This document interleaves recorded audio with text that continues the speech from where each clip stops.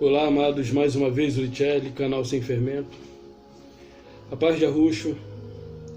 Desde já quero agradecer a você que se inscreveu no canal, a você que tem perseverado, tem assistido os vídeos, dado os like. Se você ainda não se inscreveu, se inscreva e receberá notificação a cada vez que eu postar um vídeo.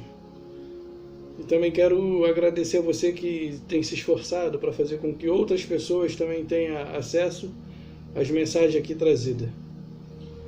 Bom, pessoal, no vídeo anterior, no último vídeo, a respeito da Bíblia como palavra do Criador ou não, recebi muitas críticas. Também não esperava outra coisa, são isso. Porque as pessoas estão tão acostumadas com ela sendo a palavra do Criador que fica difícil de compreender assim no primeiro contato com a notícia. Mas eu não estou aqui para afrontar você, eu não estou aqui para arrumar problema com você. Estou aqui apenas expondo, porque eu leio e exponho o que está escrito. Eu leio e exponho o que eu entendi da leitura. Então, meu intuito aqui não é de afrontar você, não é de confrontar, né, como eu disse, não é de te catucar, não. É o único e exclusivo aqui de fazer com que você pense a respeito. Eu tenho vindo aqui durante os dias da semana para poder trazer um pouco de luz para o seu coração, para o seu entendimento, porque você que ainda se encontra nas garras da religião não consegue compreender. Não consegue compreender o que eu tenho tentado mostrar. E toda vez que eu tentar mostrar, eu serei confrontado com críticas. Por exemplo, um amigo meu, ele falou assim: pô, tu tá fazendo sucesso. Aí editaram lá, né, cortaram um pedaço do vídeo onde eu me apresento, e aí pegaram um pedaço também do seriado lá de Lúcifer e colaram, e aí eu faço a abertura e em seguida vem aquele videozinho falando assim: ah, eu tenho um lugar preparado para você no inferno, coisa do tipo. Eu não me importo com o que essa pessoa pensa. Não vai fazer nenhuma diferença o que ela pensa a meu respeito. O problema é que ela talvez não sabe que existe um que morreu por mim, existe um que tanto me justifica como também pode me condenar. E só cabe a ele. Só cabe a ele. Ninguém pode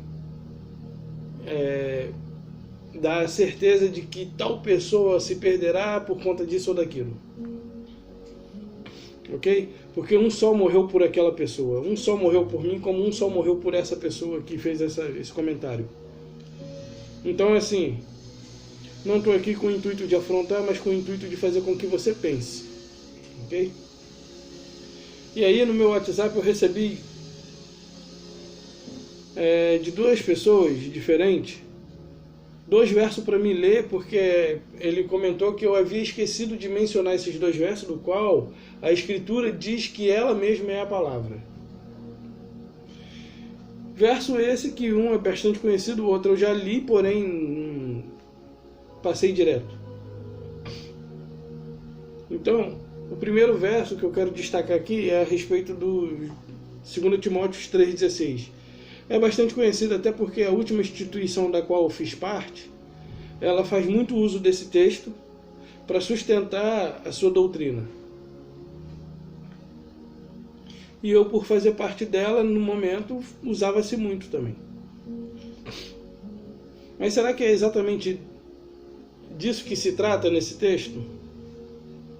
Vamos olhar, ele pediu para que eu lesse, eu vou ler. Eu vou ler para que a gente possa compreender.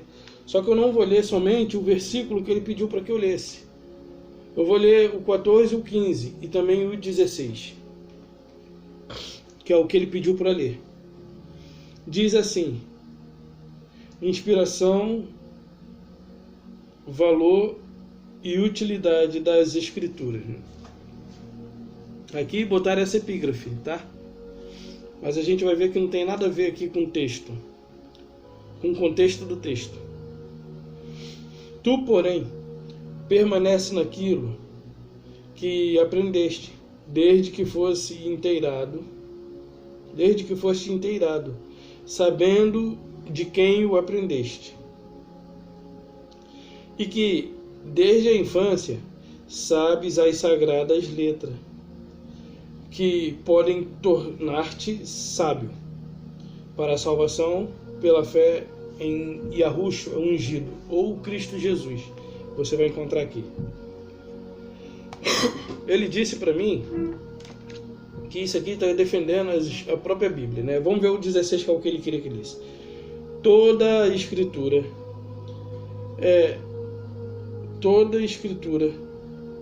é inspirada por Deus e útil para ensino, para repreensão, para correção, para educação na justiça. Aqui eu consigo perceber a fragilidade da Bíblia. Ela está dizendo toda a Escritura. Toda a Escritura quer dizer que não tem uma Escritura sequer, desde que alguém tenha aprendido a escrever e escreveu, está incluído em toda a Escritura. Ok? Existe uma versão da Sociedade Bíblica Britânica que diz o seguinte: toda Escritura inspirada por Deus é apta para ensino. Aí é diferente. Viu a diferença? Uma diz que toda a Escritura é inspirada. A outra diz que toda a Escritura inspirada pelo Criador é apta para o ensino e outras coisas mais. Então eu prefiro crer na segunda. Até porque aqui ele está falando a respeito das Escrituras mesmo. Existia Bíblia na época de Paulo? Não pode ser. Não pode ser referente à Bíblia que ele falava. Aqui ele não se referia à Bíblia, mas ele se referia a quê? Olha aqui que ele se referia no 14. Tu, porém, permanece naquilo que aprendeste e de que foste inteirado, sabendo de quem o aprendeste. Aí ele diz assim: e que desde a infância, sabendo as sagradas letras. Sabendo as sagradas letras, estou corizando, pessoal. Sabendo as sagradas letras. O que ele quis dizer aqui? As sagradas letras não se trata das escrituras em si, mas as sagradas letras se refere às 2 tábuas de pedra, ou seja, aos 10 mandamentos. Porque aqui, você percebeu no 15, estou corizando, pessoal. No 15 ele diz assim, ó, e que desde a infância sabes as sagradas letras, que podem tornar-te sábio para a salvação pela fé em Cristo Jesus, né? Aqui está Cristo Jesus, eu vou ler assim. Agora, se nós olharmos a nossa Bíblia, porque eu estou falando que as sagradas letras se referem aos 10 mandamentos, se nós olharmos aqui para a nossa Bíblia, Deuteronômio 11, verso 19, eu encontro esse texto aqui. E ensiná-las-eis a seus filhos, falando delas assentados em suas casas, e andando pelo caminho, ao deitar-se e ao levantar-vos. O que ele tinha que ensinar aos filhos? Os 10 mandamentos, inculcando na cabeça deles. E nessa época aqui, Moisés ainda estava escrevendo o Pentateuco. Então não existia as escrituras. Moisés ainda estava no forno, pelo menos os Pentateucos. E aí depois veio o Taná, né? Veio o Taná, depois veio a Brit Hadashah, que no caso se refere ao Novo Testamento, né? E o Taná, o Velho, a Torá, as leis, no caso os 5 primeiros livros de Moisés, Gênesis, Êxodo, Número e Deuteronômio, Gênesis, Êxodo, Levítico, Número e Deuteronômio. Então, aqui ele se refere às tábuas dos 10 mandamentos e não às escrituras, até porque não existia a Bíblia e tampouco o Novo Testamento. O Novo Testamento nem passava pela mente do Paulo que um dia fosse existir. Aí um outro pediu para que eu lesse o versículo 20 de 2 Pedro, 1 Pedro.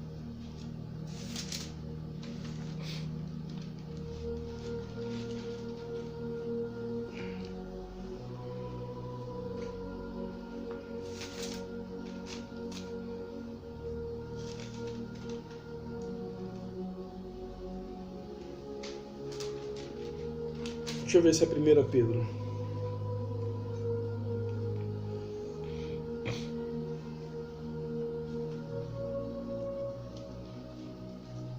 Não, é 2 Pedro.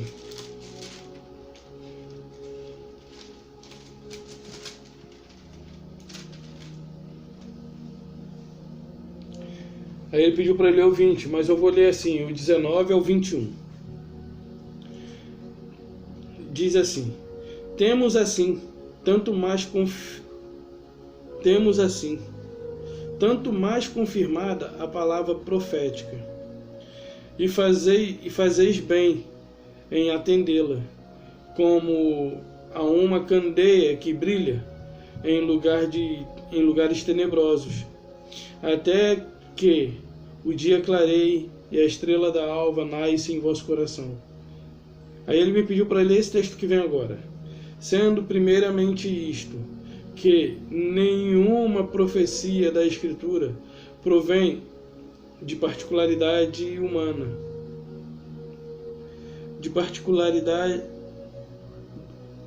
humana, porque nunca jamais qualquer profecia foi dada por vontade humana. Entretanto, homens santos falaram da parte de Yahweh, movido pelo Espírito Santo. Aqui está escrito assim. Então aqui, assim, eu não quero entrar em discussão, mas isso aqui ficou muito claro. Pedro está falando aqui de profecia. Existe profecia nas Escrituras? Existe. Muitas se cumpriram já. Algumas se cumprirão? Sim. Então vamos ler de novo. Tendo assim, tanto mais confirmada a palavra profética, e fazes bem em atendê-la, como uma candeia que brilha em lugar tenebroso, até que o dia clareie e a estrela da alva nasça em vosso coração. Sabendo primeiramente isto, que nenhuma profecia da Escritura provém de particular elucidação, porque nunca, jamais, qualquer profecia foi dada por vontade humana. Entretanto, homens santos falaram da parte de Yahweh, movido pelo Espírito Santo.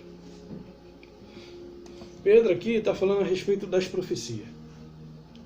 É como se Pedro estivesse falando para ele: olha, vocês tenha isso como esperança viva dentro de vocês, até que venha a luz da alva, até que venha a estrela da alva, a estrela do amanhã, que se refere ao meu e seu Salvador. Que nós tenhamos as profecias, porque profecia é de evidências. Os profetas, na própria Bíblia, diz que eles eram videntes. Ela chama eles de videntes, né? Então, o que acontece? Eles são chamados de videntes pela própria Bíblia. Então eles previram coisas que aconteceram e ainda tem coisas que estão para acontecer. Então Pedro está alimentando eles com essa esperança de que eles viram coisas acontecendo e que eles precisavam manter isso vivo dentro deles até que viesse a estrela da alva e o dia se tornasse perfeito, até que ele viesse e pusesse um ponto final em tudo. Então aqui ele não está se referindo à Escritura, ele está se referindo à parte dela, a alguma profecia que foi proferida por boca de um dos profetas. que não se refere à Bíblia, mas se refere à profecia. Então, se você defende isso aqui como sendo o livro do Criador, como o livro do Deus a quem você serve, então você tem que levar em consideração as coisas esdrúxulas que Moisés também escreveu. Porque assim, que não condizem com o seu caráter, com sua... não condizem com o caráter do Criador. Não o representam. Então, o que acontece? Em Deuteronômio 22, 28, vamos abrir? Eu já estou com uma aberta aqui. Está no 11, mas é só pular aqui mais 11 capítulos.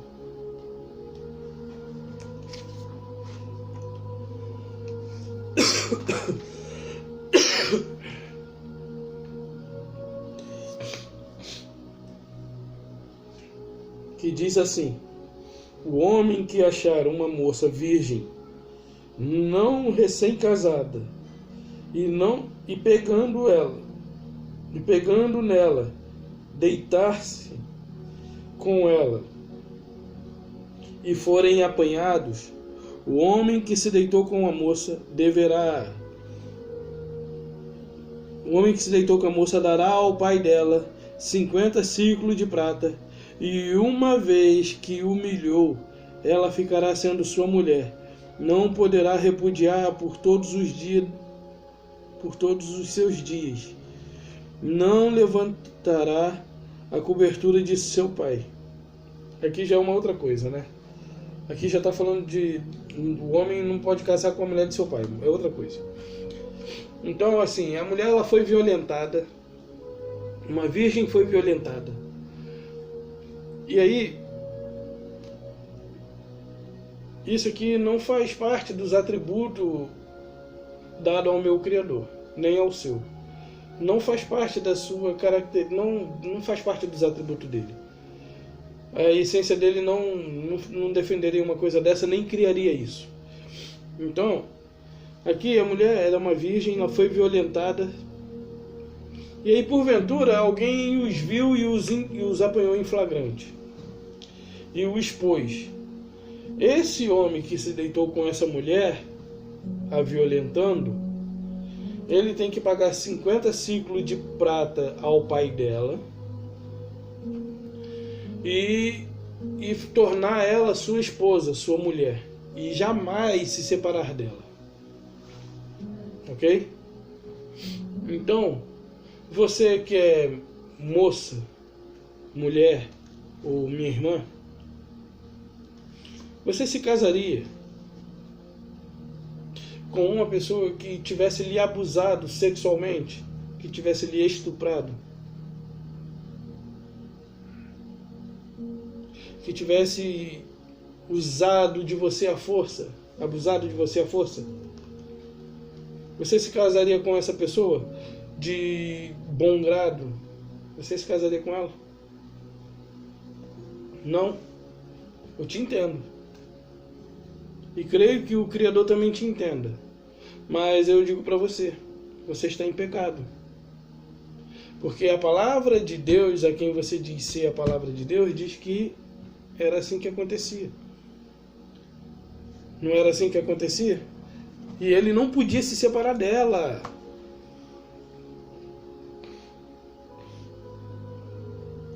A pessoa que lhe for retirada, não, que é outra coisa. Mas aqui ele diz assim: o homem que se deitou com uma moça dará ao pai dela 50 ciclos de prata, e uma vez que humilhou, ela ficará sendo sua mulher, e não poderá repudiar por todos os seus dias.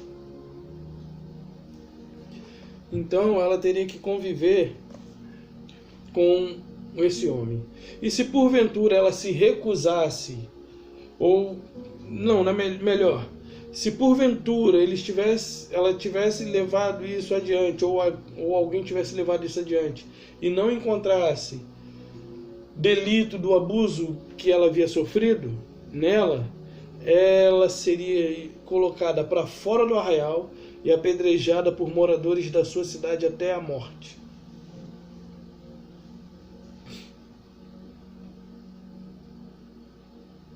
Então, se você está dizendo que não se casaria com alguém que lhe estuprou, você está cometendo desobediência à palavra do Pai que você diz, ok? Não estou aqui para te ensinar, não sou nenhum doutor da lei, longe de mim. Quem sou eu? Sou apenas leio e comunico do jeito que eu leio. Por isso o nome do canal é Sem Fermento. Eu não acrescento, assim como você tem o costume de ouvir dentro dos templos religiosos, mas tudo bem.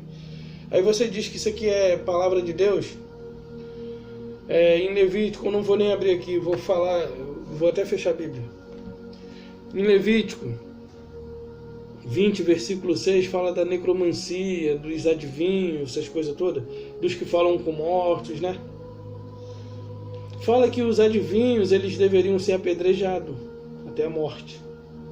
E o que você vê nos dias de hoje? Você vai nos templos religiosos e o que mais tem é adivinhadores. Os reveladores, né? Os adivinhos. E o que acontece? Eles são apedrejados? Não. Eles são venerados, idolatrados, adorados. Você vê exatamente o contrário. Mas como eu falei, eu não quero mostrar para você que sei mais. Não, eu não sei nada de Bíblia. Eu não sei nada de Bíblia. Mas você que defende isso aqui como a palavra de Yahweh, do Criador, tem mais uma, porque eu não quero me prolongar muito aqui. Tem mais uma. Gálatas, 1 Coríntios 14, 34 e 35. Essa eu vou ter que abrir porque não dá para falar assim de cabeça. Mas você já sabe o que vem por aí.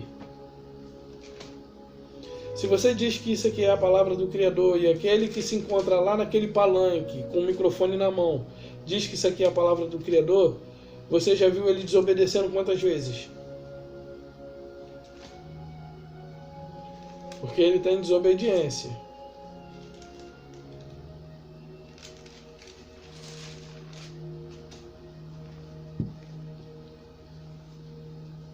Estava marcado e eu não sabia. 34, né? Você que se diz religioso e que chama aquele local, aquela instituição, o prédio em que vocês se reúnem de igreja, vocês chamam aquele prédio em que vocês se reúnem de igreja. Então, assim, eu penso assim, toda pessoa que se diz cristã, ela tem que exercer à risca o que está escrito. À risca. Andar de acordo com o que está escrito. Sem desviar nem para a esquerda nem para a direita. Ok? Sem desviar para a esquerda nem para a direita. Então, no tempo em que eu fiz parte desse meio, eu sabia disso, sabia. Mas eu também fazia parte do meio. Então eu estava tão corrompido quanto. Ok? Então, assim, toda pessoa que se intitula cristão, no meu ponto de vista, ela tem que fazer de acordo com o que está escrito. À risca. Então eu vejo aqui uma grande falha no sistema religioso. E aí aquele homem está lá dizendo que isso aqui é a palavra do Criador, porém ele está cometendo desobediência diante de vocês e diante do Criador a quem vocês diz servir. Diz assim: conserve-se as mulheres caladas nas igrejas. Isso porque vocês chamam aquilo lá de igreja, tá? Nas igrejas.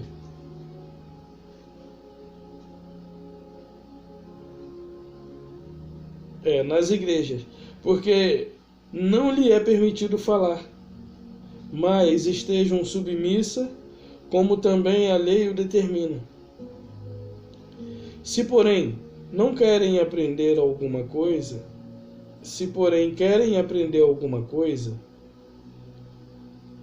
interroguem em casa seu próprio marido, porque para a mulher é vergonhoso falar na igreja.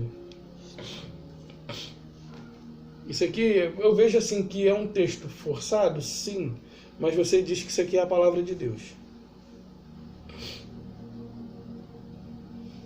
Isso aqui é um texto forçado, sim, mas eu sei que isso aqui é forçado, foi colocado, foi escrito depois, não vem do Salvador, não vem do Criador. Porém, você diz que é a palavra de Deus, então você está em desobediência.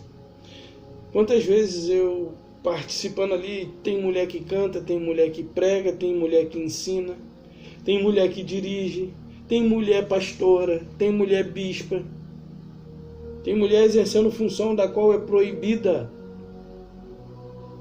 E não somente é proibida, como é ridículo, é vergonhoso para ela. Mas aí, o que você me diz? Você vai dizer, não sei o que você vai me dizer, mas eu sei que isso aqui é um texto forjado. É um texto do qual forçaram para tirar da mulher o privilégio de anunciar a palavra. Então, só para você refletir, você é pai, você é mãe, sua filha sofre um abuso, um estupro. Você daria sua filha para se casar com aquele quem abusou dela, que deixou marcas em sua alma?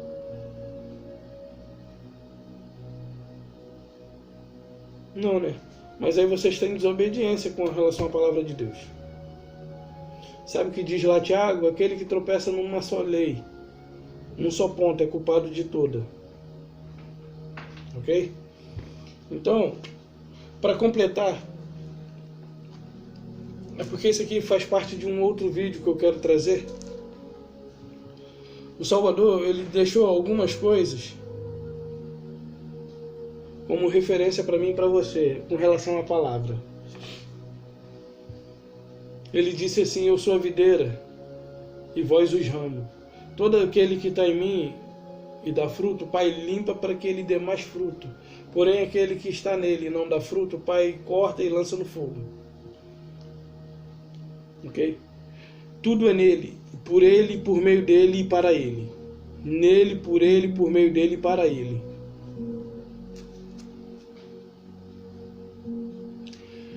E tem uma parte em que ele diz assim, ó, vós já estás limpo pela palavra que eu vos tenho falado. Ele não falou isso somente para... Ele falou isso para os seus discípulos. Mas se ele se referiu às Escrituras, existiria alguém mais limpo ali que os sacerdotes, a quem ele acusou de hipócritas, a quem ele acusou de filhos da serpente, a quem ele chamou de sepulcros caiados? Teria alguém mais limpo do que eles ali, aqueles detentores das Escrituras? Eles detinham as Escrituras. Porém, o Salvador disse, hipócrita, sepulcros caiados. Mas ele disse para os discípulos, vocês já estão limpos pela palavra que eu vos tenho falado. E ele não somente disse isso, mas como ele disse assim também. As palavras que eu vos digo, não as digo de mim, assim como ouço do meu Pai, assim eu as digo. Ele veio, aí ele fala para os sacerdotes, para os escribas, né? Ele disse assim, as palavras, eu não digo, o que ele fala, né? Eu digo aquilo que vi junto ao Pai, eu digo as palavras que recebi do Pai, não as palavras que eles tinham nas Escrituras. Por que o Salvador descartou as Escrituras nesse momento? Pense, reflita. O meu intuito aqui é de trazer luz para que você reflita, para que você possa cair em si. Você pode ter visto meus vídeos e falar, pô, esse cara é doido, e esse cara é doido, e aí esse cara é doido, e esse cara é doido, esse cara é maluco, esse cara é maluco. Mas num determinado momento em você fala, pô, peraí, pô, olha o que ele está falando. É nesse momento em que você desperta e começa a questionar. Quer ver uma coisa? Como é que você sabe que dízimo é dinheiro? Eu digo para você, dízimo não é dinheiro. Mas por que você dá dinheiro? Porque você nunca questionou. Você somente recebeu. E ali aqueles sacerdotes, os escribas, eles estavam dando aquilo que eles tinham, as escrituras. Porém, o Salvador não, ele veio, trouxe tudo quanto ele viu junto ao Pai, e não o que ele leu nas Escrituras. E você chama isso aqui de palavra de Deus. Se isso aqui é a palavra de Deus, por que ele não diz? A única coisa que ele falou a respeito da Escritura é que eles examinavam as Escrituras, julgando ter nela a vida eterna. Porém, ele conclui: porém, vocês não querem vir a mim para receber de vida. Ok? Então, o que de fato é a palavra do Criador? Se eu disser para você, eu não quero escandalizar você. Essa Bíblia aqui, ela se refere mais a Terron do que ao Criador Yahweh. Eu consigo enxergar isso, mas antes eu não via. Por exemplo, lá em Oséias 2,16, deixa eu abrir. Talvez você nunca viu isso. E você faz uso dessa palavra como pronome de tratamento. Não está errado, não. Porque nós somos brasileiros e nosso idioma é o português. Mas a palavra Baal, traduzida para o nosso idioma, significa Senhor. E pegaram essa palavra e deram uma importância para ela, para se referir a um senhorio, um dono, entenderam? Então, quando a gente quer se referir a dono de alguma coisa, ou ao nosso patrão, ou a um idoso, a gente se refere a ele se dirigindo a Baal. Mas nós somos portugueses, ou brasileiros, falamos português, e não tem uma outra, assim, não é no intuito, quando nós nos referimos a uma pessoa como Senhor, não é com o intuito de adorá-lo. Mas o fato de falarmos essa palavra, Baal, ele é adorado através disso, mesmo que nós não queiramos. Vamos ver aqui, Oséias 2,16. Só esse versículo, que vai corroborar lá para aquela parte lá de Isaías 52, né? Diz assim, ó. Aqui está se referindo à infidelidade do povo, e a infidelidade de Deus. Tá assim. Aí diz assim: naqueles dias, diz o Senhor, ela me chamará meu marido, e já não me chamará meu Baal.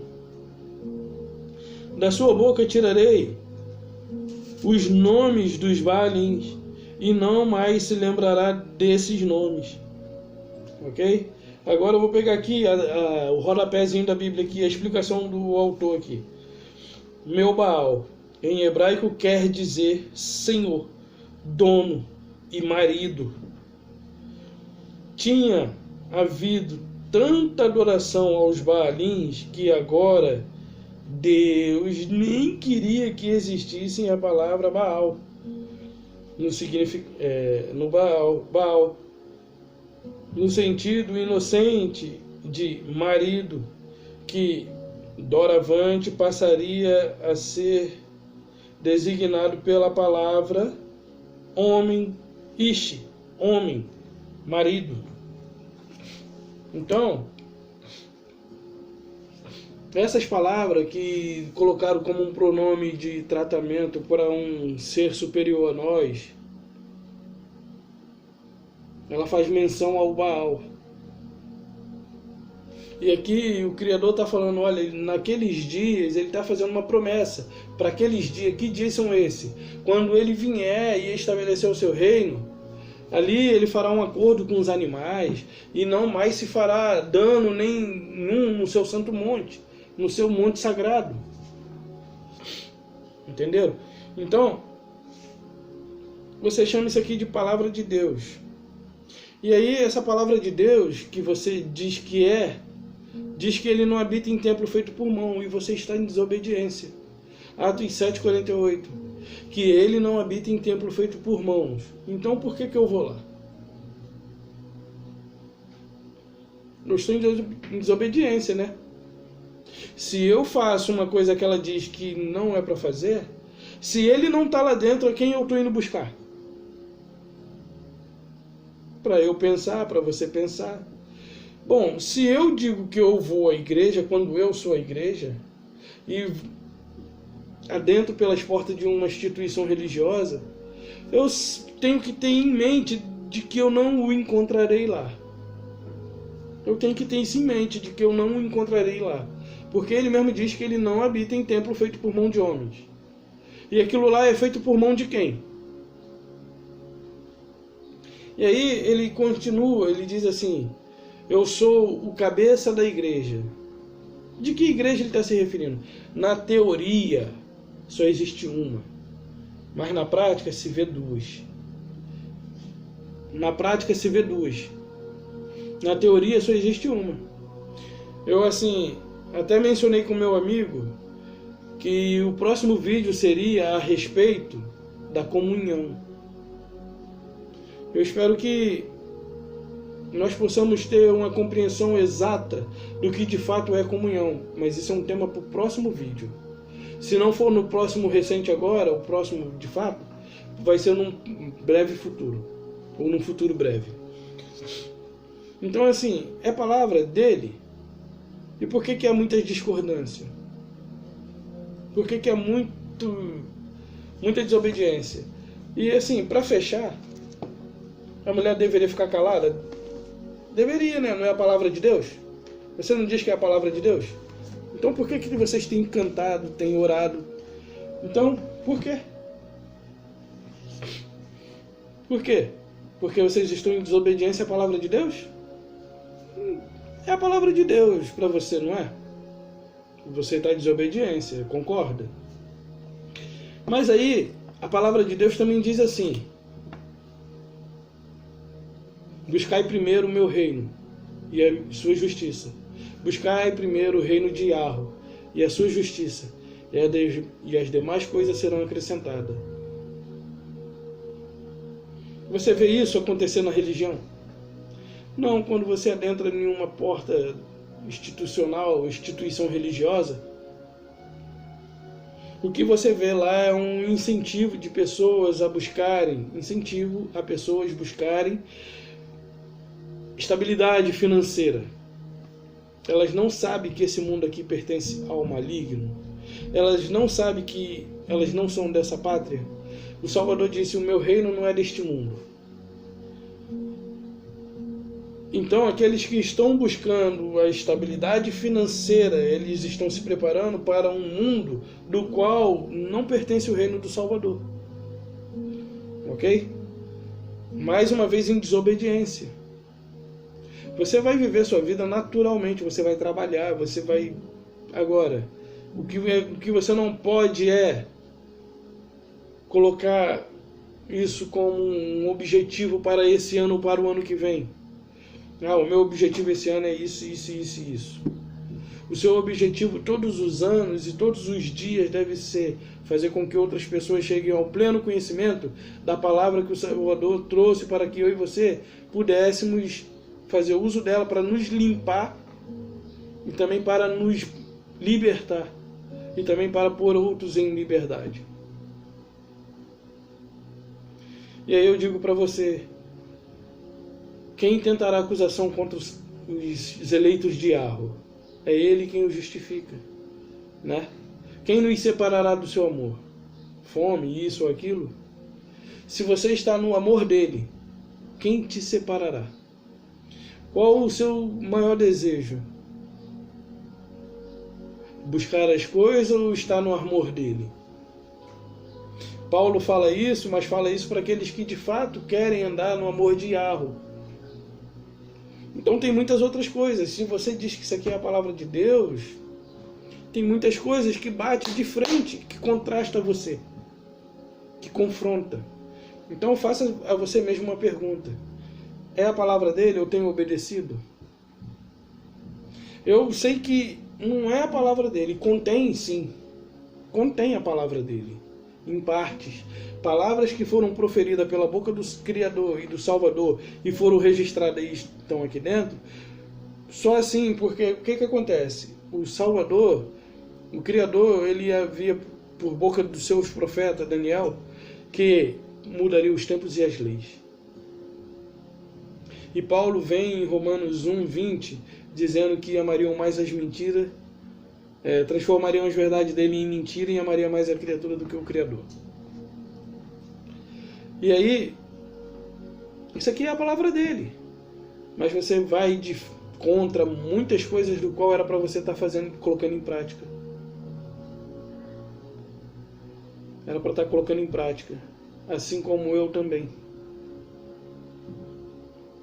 Mas hoje, como isso aqui foi corrompido, restou para mim e para você o exemplo do filho, do qual não foi manipulado por ninguém, não foi influenciado, não foi subordinado.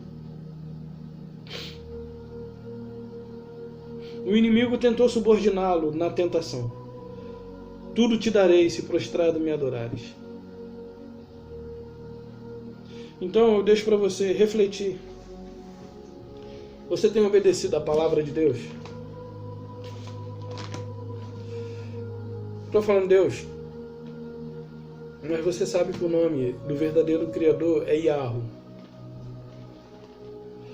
Um amigo meu até falou assim, Yahoo? Yahoo é uma banda dos anos 80, 90. Mas o Yahoo ali é com 2 O. E o Yahweh, quem eu apresento aqui, é com HU só. Então, você daria sua filha para casar com aquele que havia molestado? E se porventura alguém fosse pego, um filho não importa, fosse pego roubando, o que teria que ser feito com ele? Cortar a mão. E se alguém fosse pego, e porventura? E se não fosse? A pessoa ficaria impune. Então, coisas para pensar, ok? Pense, reflita bem. A palavra que restou para mim e para você é o Filho vivo. A letra mata, o Espírito que é Ele vivifica. A mim e a você. Se você tem Ele dentro de ti, Ele revelará as coisas da qual foram ocultas. Mas se você só olha para cá, você vai viver preso ao passado. Coisas que vão acontecer, ok. Mas você vai viver preso ao passado e você vai dizer assim, os tempos mudaram. Que é isso que eu escuto de todos eles. Os tempos mudaram, mas aí eu faço uma pergunta. O Criador e o Salvador mudou o seu propósito? Então, se isso aqui é a palavra de Deus, cabe mais uma também. Qual era o critério para os cristãos antes da criação da Bíblia? Qual era o critério para os cristãos serem salvos antes da criação da Bíblia? Hoje, a gente fala que Constantino ele é o pai do cristianismo. Sim, ele colocou isso. Mas quem institucionalizou o cristianismo como religião oficial foi Teodósio. Teodósio ele constituiu o cristianismo uma religião universal, a católica. Então o que ele fez? Que todo aquele que não se tornasse um cristão católico seriam considerados heréticos ou hereges, bruxos e muito mais. E a consequência para aqueles que não aceitassem seria a morte, por meio de tortura, lançado aos covas dos leões, lançado aos leões, como diversão e distração para eles.